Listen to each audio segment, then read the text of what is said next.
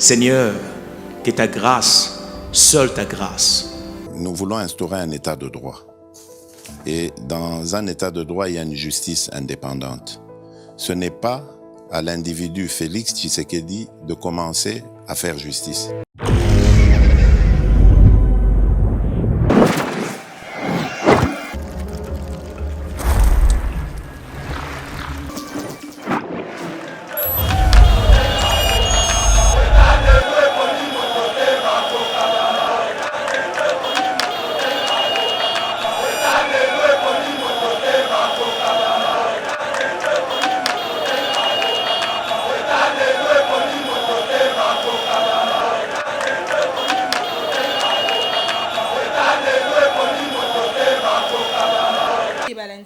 TV à travers le monde bipayo api vraiment bozwaka biso nakati ya émission na bino ya éco-politique place auto lobela kabino toujours makambo matali politique ya mboka na biso ya République démocratique du Congo. Plusieurs sujets autokolobela na mokona lelo, notamment tokolobela affaire destitution ya ministre ya économie bobi que mwana mboka silaki bongo kolongwa na kati ya ibonga na ye à travers ba députés nationaux ba décider qui était atika kiti wana selon bango balobi aza incompétent ya ko gérer bongo ministère ya économie ya République démocratique du Congo. Tokolobela ngone émission lelo tokolobela pe lisusu dossier oyo ya ba plénière na kati ya Assemblée nationale. Vous le savez que mwana mboka Christophe Mboso Kodiampwanga a décidé bongo ko décider à ce que par semaine tozala bongo na 3 plénières na kati ya mboka na biso et surtout la journée à mercredi ezala bongo consacrée na ba contrôle parlementaire et loko eza salué et pas ibande ko na biso ba activiste ya droit de l'homme balobi loko vraiment bango bazala ki kozela pona ba députés nationaux eza bongo yango ete musala na bango o IGF fasilaki ko boto la tomulai bazongela yango kosala yango tokolobela yango elebe. Pourquoi pas parler aussi de la coordination de la muka o eza bongo kopesa mana mwana mboka muzitu esili kolonga na mboka fayulu eke bongo pa muzitu yango wana na ba sujet nyonso oyo na lobeli na kati ya grande ligne émission na biso tozana mwana mboka Ben Ronsard o aza bongo coordonnateur ya bloc des activistes du changement akomeka bongo kopesa biso babiyanu na mituna oto kotuna ye na mokolo na lelo. Mbote mwana mboka Ben Ronsard. Mbote mopanzi sango.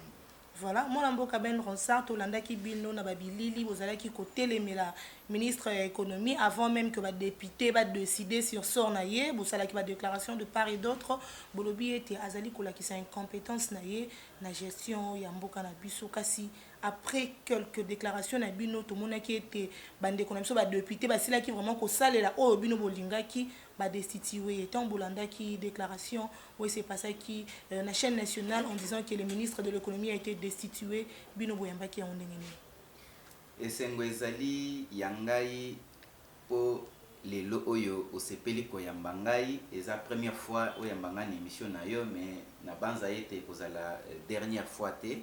Parce que oyo tozali na yango pona kopesa en terme ya makanisi pona mboka na biso pona bakonzi na biso bazokamba biso ezali ya mingi yango wana na pesi olongonya ndenge ondimi ko yamba biso. Alors par rapport ya makambo ezosalema na parlement na likambo ya ministre ya économie biso tosepeli d'abord ya liboso ndeko Mboso Kodia o azali président ya Assemblée nationale ayoki mbela na biso et puis alobi iyo na yoki bino il faut na tia mai bosenginga na chango en application. Voilà pourquoi andimi ko bengisa ndeko wana ko questionner ye ensemble avec baninga na ba député na kati ya plénière tozelaki ete ndeko ministre Jean-Marie Kalumba akoka kopesa biso biyano oye longo bani na mai oyo bazaki ko reprocher mais à convaincre te ya mwana balongoli et puis au-delà de tout ndeko nani Jean-Marie Kalumba qu'on se le dise atako a convaincaki mais toyebi ba politicien ndenge ba fonctionnera na démagogie na bango azaki na l'attitude ya ko manipuler français koluka ba verbe ya milai pona kokosa batu mais nzamba azalaki na biso akokaki ko balola maloba na yete yangwana alobi o ezaki kati na ye o ezaki o ya salaki yangwana bande ko ba député o biso totindaki na parlement basili ko voter pona ba destituer et c'est pelisi biso eloko nini biso tozaki ko reprocher na ndeko Kalumba. OK. Azali membre ya gouvernement o tobengi gouvernement ya union sacrée pour la nation, tobengi bango les warriors en anglais, ça veut dire bato premier ministre Sama Lukonde na président de la République son excellence Félix Tshisekedi Tshilombo alobaki en termes ya makanisi na ye ete FCC cash auto salaki au-delà ya nani ya prise de pouvoir na ngai et servir na l'autre côté. Il faut tokwisa majorité oyo to trouver une autre majorité to bimisa gouvernement oyo ko permettre biso to koka ko répondre na ba besoin ya population na biso. C'est dans ce contexte là que batiaki basalaki mise en place ya nouveau gouvernement wana ya union sacrée et bapesi bango kombo ya warriors pour dire bazawana pona ko bunda été social ya population et se faire sentir. Il faut que maman oazote kandunda na coin azala na capacité ya ko maximiser ba recette na ye et permettre ye atangisa bana na ye alesa bango mema bango na l'hôpital akolisa bango malamu. Mais to moni ndeko wana madame nakoki ko yebisa yo ke tokoki ko ganga tokoki ko fingana tokoki ko lingana ko sala tout. Économie yango ezaka plaque tournante ya développement ya mboka. Dès lors que na niveau ya économie ezosimba te makambo nyonso tout ekotambola bo elongo banité. Voilà pourquoi oyo biso to pointaki du doigt en premier ezaki ministre ya économie. Tellement aza incompétent na mai o biso tozaki kozela ya sala. Voilà pourquoi biloko emati makasi sur le marché bamapa emati diminution ya la quantité ya mapa mais le ministre ne dit absolument rien. Biloko il faut emata parce que ndeko Félix Tshisekedi na ndeko Jean-Michel Sama Lukonde basalaki mauvais casting ya koponela biso ministre oyo azali ya kolala pongi. Balobi était ba membre ya gouvernement bazo faire partie na eloko babengaka exécutif national. Exécutif national ezali ba oyo bazali wana pona ko mettre en application vision ya mokonzi ya mboka. Président de la République alobi vision na ngai ezali le peuple d'abord. Ça veut dire mutu nyonso ezala mobola ezala riche, tout le monde doit se retrouver na gestion na ngai. Donc tant bazozwa yo bapesi yo ministère neti ya économie wana lokao matérialiser vision ya chef de l'État na politique économique ou ko mettre en place parce que tokoki ko sala nyonso tokoki ko sala mais soki ba acte na biso tozo poser population azo se retrouver na quantité nous sommes nuls par rapport ya biloko ezomata ya liboso ngai nazali contre bato basala ba développement économique ya makasi te mengai nazo s'appesantir sur eloko moko c'est la décolonisation de l'économie nationale. Biso toza ba anglais te toza ba français te toza ba rwandais te toza nde ba congolais et en tant que congolais nzamba pesa biso biloko ebele oyo soki totie mayele na biso to développer yango tokokoma musika. Budget na biso eko atteindre ata ba 50-100 milliards likolo grâce ya mayele o biso tokotia par rapport ya ba ressources nzamba pesa biso. Tozali na nani blé na mboka na biso, tozali na manioc, tozali na maïs, tozali du côté bilanga n'en parlons pas, du côté bambisi na mai n'en parlons pas, tozali un pays où babengaka scandale géologique.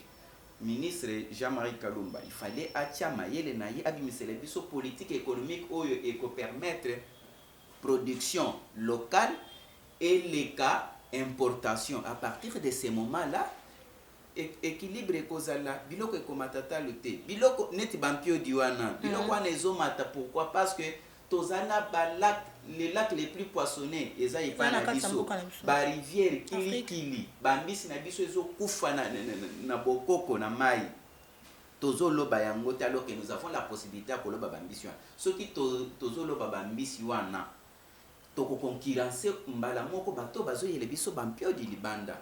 Nazo rappeler que mais pourquoi il faut kaka yemata chez biso et non pas na Congo Brazza? Pourquoi pas na Sénégal? Pourquoi pas na Zimbabwe to na Cameroun? Et longwa donc baswani kaka bango mibale mais biso koto yo to bandi mbala moko bosu. C'est parce que tozaki na politique ya économie ata muke te. Économie na biso ezali extraverti au point que na kosomba tonga ya pamba ya 100 francs, il faut kende na magasin ya ba libanais. Est-ce que congolais ba chimie nyonso tanga kawa ba INPP tokendaka baista tokendaka wana baista tozangi mayele ya ko créer pe ba usine. Donc ministre wana azaki na vision ata mokete, donc aye a occupé na ye poste aliaka na ye ba frais de fonctionnement na ye mandat ici là lo ba que non j'étais ministre. Et tout ça sur la tête du chef de l'État parce qu'il sera seul devant la nation. C'est lui qui sera redevable envers la population. Aya ono pour se faire sentir dans la population, aya ono il faut qu'il s'apprie ya avion. Asali d'abord état des lieux, il y a monde de aviation civile. Attends mokete ayemba la moko atelemi ono billet d'avion équité comme à celui 190 à loba. Conséquence na yango dès lors que a préparaki yango te conséquence c'est quoi bala moko ba opérateur et aviation basalini ba musu ba komo benda na aujourd'hui Congo Airways n'a qu'un seul appareil azana na Airbus kaka moko to yepe na makambo ya passeport bakitisi passeport et comme na $99. Le fait que c'était pas des décisions préparées directement les lots comme na carence en passeport. Pourquoi? Parce que olamlika na tongo olali na buto olamlika na tongo parce que chef de l'état yebisio salaboye directement au pays sans préparation sans quoi. Ministre ndeko wana azaki na incompétent Jean plein bande kona biso soi-disant communicateur ya union sacrée au mikolo banda ministre wana longwe bazoleka kana mamedia. Oui, on a dit, nous avons appris que l'honorable Eliezer vraiment Azali Eliezer Mposhi, mon collègue député au Nakata Assemblée nationale, to salut Wakamakasi parce qu'il a un courage au député Belé. Bazan Angote, il a été parmi les députés au Bazalaki, a signé qui pétition, on a pu être Jean-Marie Kalumba à Kende, mais il n'y a pas ces élus, on a dit qu'on l'accuse que Bazalaki Bongo corrompu par les Libanais, Azaki corrompu par Batouya Fek pour être ministre de l'économie, Azaki bloqué de part et d'autre, et on a qui était balongolaé pour bâtir mon tour au cause à la manipulable facilement. Mukanda Nzambe le binini, la main qui donne est toujours supérieure par rapport à celle qui reçoit. Dès lors que tu as une politique économique n'ambora na bisoté, tu as produire au niveau local automatiquement tu es obligé à importer biloko eutaka libanda. Maintenant na configuration actuelle où lipa ya pamba il faut tout importer yango na Russie. Yo telemeli bato bazo importer wana ke non na boto lebino na ni licence d'importation bo importer lisusu te. Dans l'entretemps bana non ndako o baliaka grâce ya importation wana o memeli bango kufa to memeli bango bomoyi. Ya mwana biso to lo baboyi. Ba décision ministre azwaki to boyité mais ce sont des décisions prises à précipitation. Ça veut dire à la mukika na tongo. Peut-être que yé moko pe ministre wana akenda ko beta matole pas ba importateur wana ba finelier bouton ya wana bien pour na corriger bino en tant que ministre je vous retire le brevet de certificat d'importation. Peut-être na koki ko confirmer mais peut-être à cause de la passe à la kibomo parce que na 2000 je me rappelle na 2015 2016 dans ce là ancien DG ya Silou ora ola basi balongola c'est un norvégien ça zonga chez bango aye bisa bisoni na posaka une question à l'époque nazaki na journaliste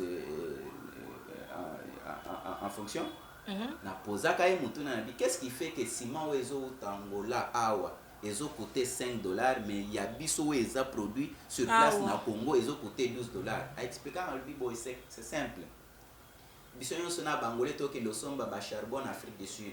To tient même cargaison mais tango ezo comme na port na biso na Matadi na Boma. Bateau bazo kota na Congo, il paye la douane 3 fois plus cher que bateau ba kende na Angola. Ce qui fait que production, il faut ezala la même mais le prix augmente et tango koya pe po bande ko produire okoyoka ba taxe moko injustifiée okoyoka ka bovandika bolamoyeka ka boyono taxe sur peut-être peinture yanda il faut vous foutre taxe sur environnement il faut vous foutre taxe sur boye ba et puis l'état a obligé de nous poser la peine à plan social ba charge fiscale est tellement élevée que dengue bande économiste baloba trop de taxes trop d'impôts sur l'impôt wana automatiquement c'est le prix des ventes qui en pâtit Parce que balobara toujours que le prix de vente égale production plus bénéfice. Donc bongo ou investir pour produire, tant que 20%, il y a bénéfice, il faut permettre de retrouver prix de vente. Ce qui fait que tant que la tracasserie, il y a des ministres, des généraux, chaque fois qu'il y a un visiteur à Bango, Bango, ce sont des opérateurs économiques. Alors, c'est comme ça que prix il y a des locaux et ont subir peu moins. Donc voilà pourquoi ngai na kolobake ndeko Eliezer, tu as mon soutien. Peut-être ba activiste mususu baza motema mabe bakoki ko soutenir teme biso na kati ya bloc des activistes du changement, un nouveau paradigme de l'activisme en République démocratique du Congo Tolobi Boye. Vous avez notre soutien parce que tu as fait ce que beaucoup de députés qui t'ont précédé n'ont jamais fait. Tu as accompli toutes les... Et surtout quand on dit que c'est pour la toute première fois qu'il y a un ministre à quoi il s'est dans l'Assemblée nationale, je ne sais pas, ça date déjà. À moins que ça la fin, mais à ce que je sache, 2006, 2011, 2018, si les autres, et puis qu'ils ont baladé bosso, na citoyen mbosso, binonio somi balé, longo nya coup de chapeau. Ce qui boyambi biso, peut-être toye les bino bakado na biso pour récompenser bino. Vous avez fait ce que vos prédécesseurs n'ont jamais fait. Vous avez accompli toutes les 2 missions parlementaires. Collégiférer na pour ça la contrôle parlementaire. En termes de collégiférer, ndeko Eliezer a yela biso loi sur la protection, il y a sage-femme. Donc côté collégiféré, coup de chapeau. Côté contrôle parlementaire, c'est pour la toute première fois. Banda tozui parlement, il y a 3e république, Tilelo. Aucun ministre n'est jamais parti par une motion de défiance. Tu l'as fait, longo nyaoza mobali. Kobaka kabongo. Obiso tozele ya mwana. Tango ba exécution, il y a programme, il y a chef de l'État, et zalaka Assemblée nationale T.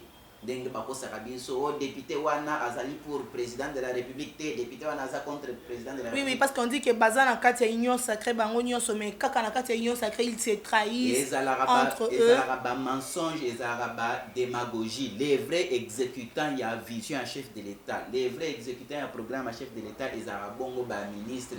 Membre il y a gouvernement ou bango pouvoir exécutif, ce sont des exécutants.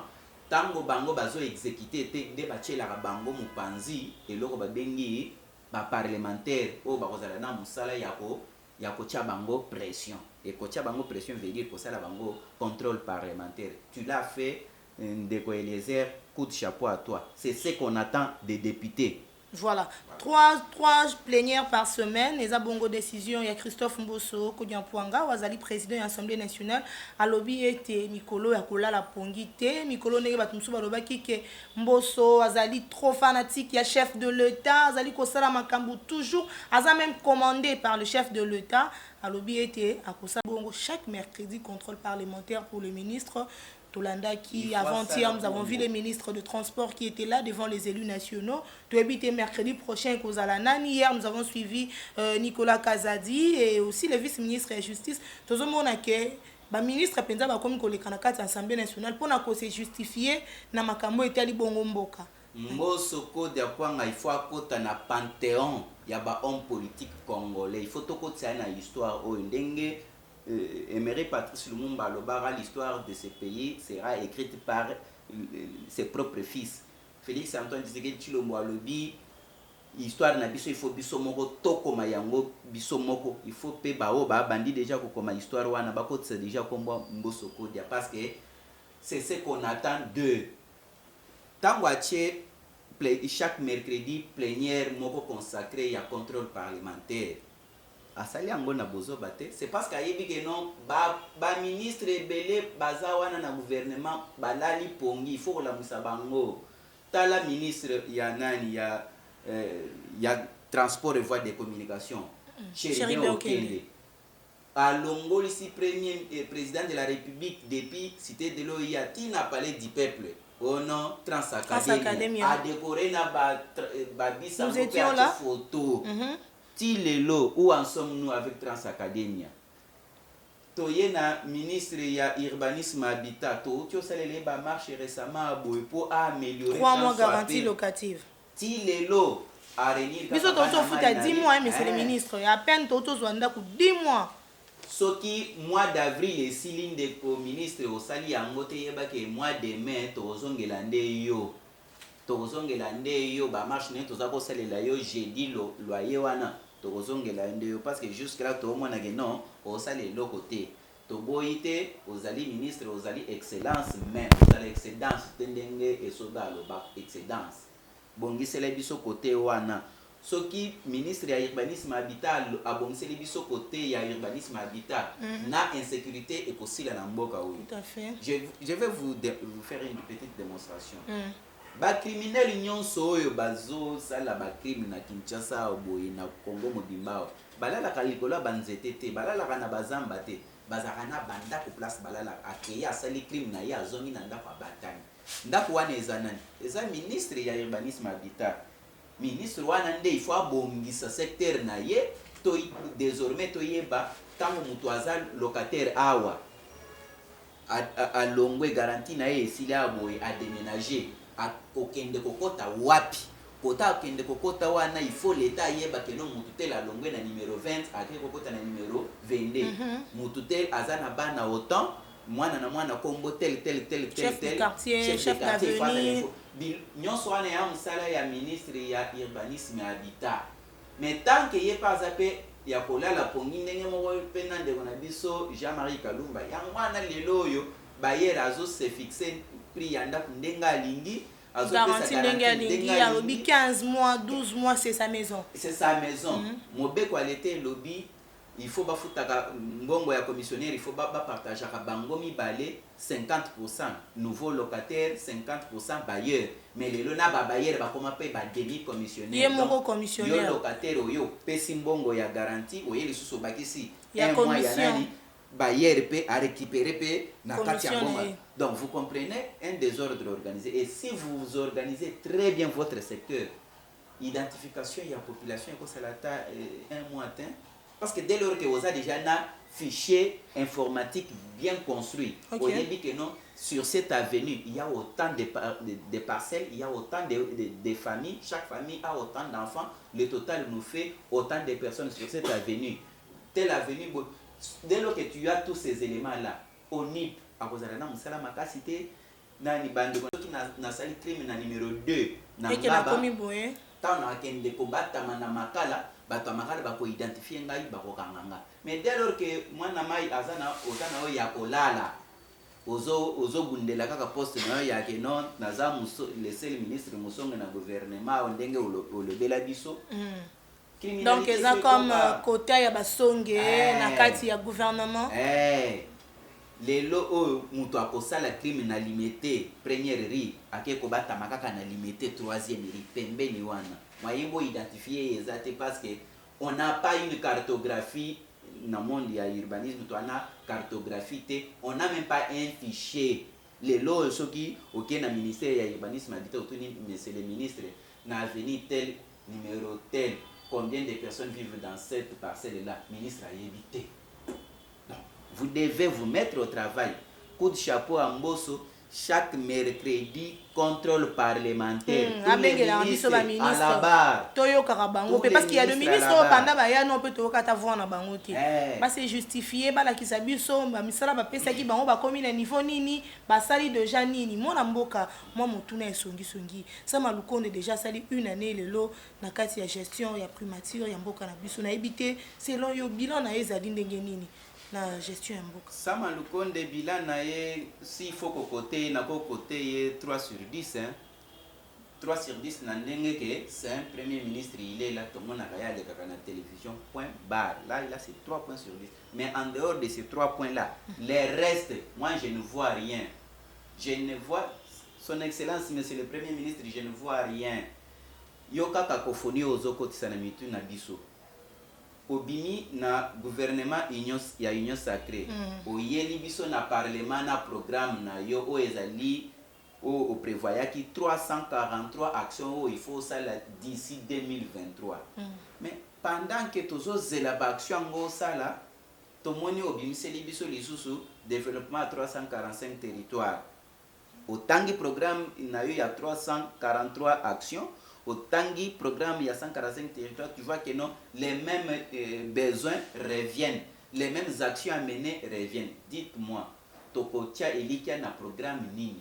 Programme no yo Assemblée nationale et investissaki, Tokotia Elikia na programme il y a 145 territoires. Et na ba action oyo bobandaki déjà na programme no il y a 343 actions wana oyo Assemblée nationale et pesela ki yo budget ba action ese bandaki oyo eza déjà en cours eza palpable oyo eza déjà auto omona obandi déjà wana parce qu'il faut matérialiser 145 territoires. Ba ministre sectoriel ba ko abandonner yango po ba banda ya 345 territoires ou bien ça va se passer comment? Dans le programme, il y a 145 il y a 343 actions. Et dans la place, je crois, 187e action, si je ne m'abuse pas, pour le baki qui non au mener, au vulgariser politique, au bengaki, un toit, un champ pour chaque cadre dans son village. Ça veut dire, dans l'explication, que le baki, il faut tout pousser les hommes politiques congolais, bao bazali banda, na bao bazana kati. Ba kokakozonga kana ba village na bango ba questionnaka développement na ba village na bango ba salaka ba grand projet ba memela ba gouvernement et finançaka bango. C'était ça, c'est dans ce contexte là que na ministère ya aménagement territoire ba bimisaki programme moko ba bengi Revit. Où en sommes-nous? Les oyo tokomo Olanda tala na Kasai hein. Le Kasai est en train de se vider. Pourquoi il n'y a aucune programmation infrastructurelle dans le Kasaï? Le Kasaï qui a voté le président. Qu'il y a un député national, il y a ensemble, Madame Mounongo Dominique. Madame Wanatango Alobi construisait chez vous. Ah, et soit Kingaï. Okay. Mais après avoir conçoit, 2 minutes après, quand je me suis mis à réfléchir en tant que patriote congolais intellectuel, j'ai commencé à acclamer pour cette dame-là. Nous devons construire chez nous. Le vrai développement, il faut ébanda à la base. Ça veut dire il faut commencer par développer les milieux ruraux. Parce que ceux qui sont milieux ruraux, ils ont développé, on n'aura pas l'exode rural. Village, ville. Parce que c'est dans les villes où il y a le mieux vivre. Jusqu'aujourd'hui, ils ont des milliers de téléphone, il faut mettre le réseau passe. Nani ministre o auti kolego nani Willy Bakonga ayeli biso période ya Covid ayeli biso bor moko no classe en ligne botanga à partir par téléphone en direct par WhatsApp tout na posaka ye question et bongo muto azana Kamila binakananga muto azana Dimbelenge Shenoka muto azana Chikula mon village natal oyo asali inane amoni ata courant amona courant car na TV ce qui a mona ba film il y a pas du courant là-bas il y a pas de réseau ba méga monde ba méga oyo ayebi angote bana wana comment ils vont préparer leurs examens na posaka mutuna wana a répondanga te mais ayeko sali ces examens d'état na ye ba mususu basali maximum kuna et comme ça bana bazui azana internet te à suivre formation en ligne à la télévision à la date bazana TNT potente izaka na Kinshasa pe na ba centre ville muzu Lubumbashi na mwa muke nani mais na ba province muzu TNT zate OK mais a chaka yango bana o balandaka yango te mais bazwa na se poser question bazwa pona o sepelisa chef de l'état que non ane o bana bazwi ba sepeli to bazwa penza ya rozwa normal. Bana wana so tie penza botuni le Congo a combien de provinces? Est-ce qu'on peut ce nombre 26 point d'interrogation. Voilà, la CENI traduite en justice pour avoir invalidé des candidats gouverneurs indépendants sur demande de l'IDOPES. Na évité moi l'amboka ba comme ko traduire CENI déjà au départ na justice na nous ko komi na ba résultat déjà na ba candidature on attend que ce qui est vrai na ona yebi na moi droit mukeonga na yebi en matière électorale tu ne peux jamais porter plainte contre la CENI si l'acte que la CENI a posé n'est pas une infraction. Yo za candidat ok ko déposer candidature na yo CENI ezo sala toilettage atali dossier na yo est-ce que ezali conforme ou pas. Ce qui dossier est conforme à valider candidature. Ce qui dossier est conforme était la CENI invalide la candidature. Yo, qu'est-ce que tu dois faire? Il faut que tu s'en recours. Tu ne peux pas porter plainte, mais tu dois déposer un recours. Maintenant, reste à savoir, parce que dans mon lettre, on a circulé dans les réseaux sociaux, en tête, il y a eu des PES, nous signé dans le président fédéral, il y a eu des PES Mujimai. Moi, je me pose la question, est-ce que les diversions pour nous créer des troubles dans la opinion? Point d'interrogation. Parce que ndeko wana nani wazaki David Mukeba à cause de la saline de recours. Mais bandeko na bisa IDPS ba binisi yango plainte. Point d'interrogation. Beaucoup de messages qui ont circulé en dehors il y a document wana beaucoup de messages où ils circulent na ba téléphone na ba tebele. Ngapena na ba masa nanga bazaka na ba fédération na ba cellule ya IDPS ya Mbujimai mais basé sur place à Kinshasa pour des raisons personnelles, ils ont reçu des SMS back in des réunions moko ezali lobby na kala la wankata kuna back in le lobby samedi na kala la wankata back in de po ba mona koma ko accompagner ba candidat ba délégué na bango devant parquet tout ça alors que devant la CENI on peut introduire que les recours pour valider candidature ou qui invalidée. Mais dès lors qu'il s'agit d'une plainte, ça veut dire qu'il y a une infraction. Alors, quelle est l'infraction que la CENI a commise pour le simple fait qu'elle a invalidé la candidature d'un candidat? Moi, je trouve flou. Voilà, la coordination, la MOUCA, désormais Martin Fayoulou passe le flambeau à Muzitu Adolphe. On a évité, la muka o lelo batikali kaka bango mibale to koloba Martin Fayoulou na Muzitu manda ya Martin Fayoulou esili apesi lelo flambeau na Adolphe Muzitu na ebité un mot par rapport ya la muka bande kona biso ya la muka na pesi bino na mbote parce que bozali bande kona biso tozaki na bino na kati ya rassemblement des forces politiques et sociales acquises au changement où ezaki ko kamba mana kondo Etienne Tshisekedi wa Mulumba to bundaki na bino mingi to melana bino bagaz lacrymogène les loyo réalité destin sali que bande kona biso oya branche Félix Antoine Tshisekedi bakendaki na cash na ndeko Kamere baza au pouvoir bino botikali na opposition. Je pense qu'il faut changer les fusils d'épaule. Ça veut dire il faut beau regarder RDC en face. Botala Tshisekedi en face à travers gouvernance naie et beau adapter l'action na bino par rapport à la réalité à Tshisekedi. Beaucoup de nos politiciens madame la journaliste n'a pas garantir ba échouer à la mission na bango pourquoi parce que ba montara ba stratégie mais batalaka mutu azali en face au bako contrôler stratégie wana te. OK. Tango neti actuellement so totali na profil ya ndeko na biso Fayoulou, vous comprenez que depuis le rassemblement azaki chargé ya mobilisation na yena ba Frank Djongo ba vieux Frank Djongo tout ça bazaki ba chargé ya mobilisation et stratégie ndo monaki rassemblement za kotambola.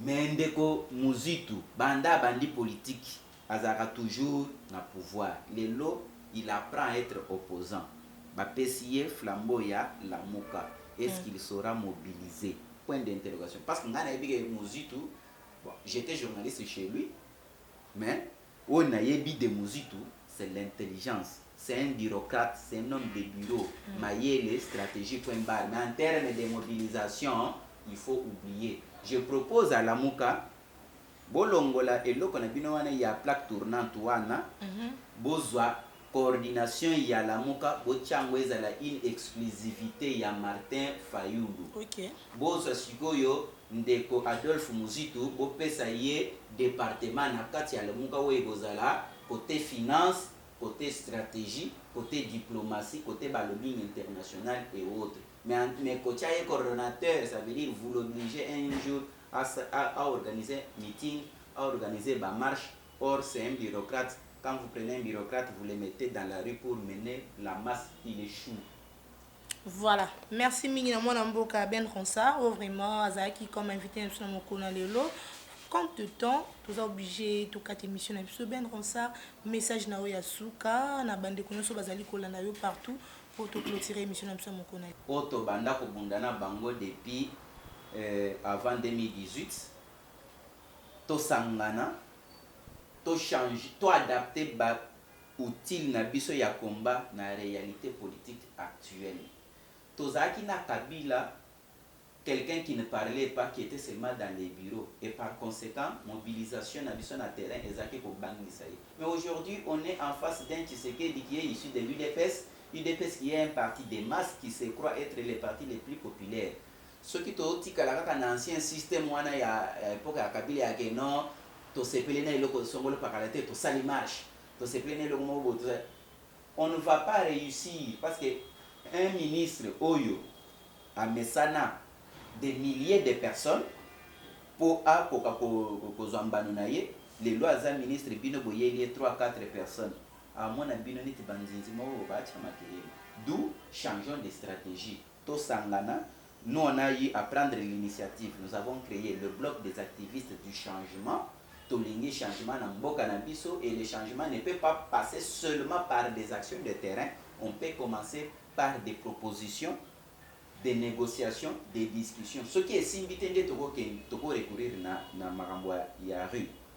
Boya, to Sangana, to Zalabomoko. Comme ça, les politiciens vont développer ce respect. Et nous serons des interlocuteurs valables et crédibles devant les politiciens. Et là, on a envoyé Bisabino Yangwana. Bloc des activistes et Zos et Labino, tout ça très bien structuré, très bien organisé. Charte Nabiso et Zali, bientôt là, Tokobando, c'est l'action médiatique, il y a signature, il y a charte Nabiso. Nous avons une coordination qui est déjà, une coordination provisoire qui est déjà en pleine marche, où on a un coordonnateur principal de Nabiso, Pascal Fouamba Kiomba, secrétaire général, de Konabiso Joël Ituka, qui est secrétaire national en charge des mobilisations, de Konabiso Ben Santos Bampengeja, qui est secrétaire général adjoint chargé des communications, Tozana Mwanamboka Anouarit Djeni, qui est secrétaire national chargé de la jeunesse, Tozana poste tous les ministères et le gouvernement Tshisekedi et allés représenter dans le bloc. Comme ça, chaque moutouazo qui peut poster son mot par là, il sait se focaliser que sur un domaine très bien précis. Et vous verrez que non, on va aider ce régime à faire développer ce pays. J'ai dit développer. Voilà, encore une fois, merci Naben Ronsard, Azali Bongo coordonnateur, il y a bloc des activistes du changement, Azala qui a invité Nabiso, il y a mon colonel Lelo, Bolandi et Naboké Biblionso, et puis merci na Mike Chiswaka qui est derrière la caméra, à Steve Kone pour la réalisation, à toute l'équipe de Yeba TV, et pourquoi pas tous nos abonnés au Balanda Kabiso, partout dans le monde, ceux qui sont à Zongité, Ngana Bino Tokutani na Mikolo Mikoyo. Seigneur, que ta grâce, seule ta grâce. Nous voulons instaurer un état de droit. Et dans un état de droit, il y a une justice indépendante. Ce n'est pas à l'individu Félix Tshisekedi de commencer à faire justice.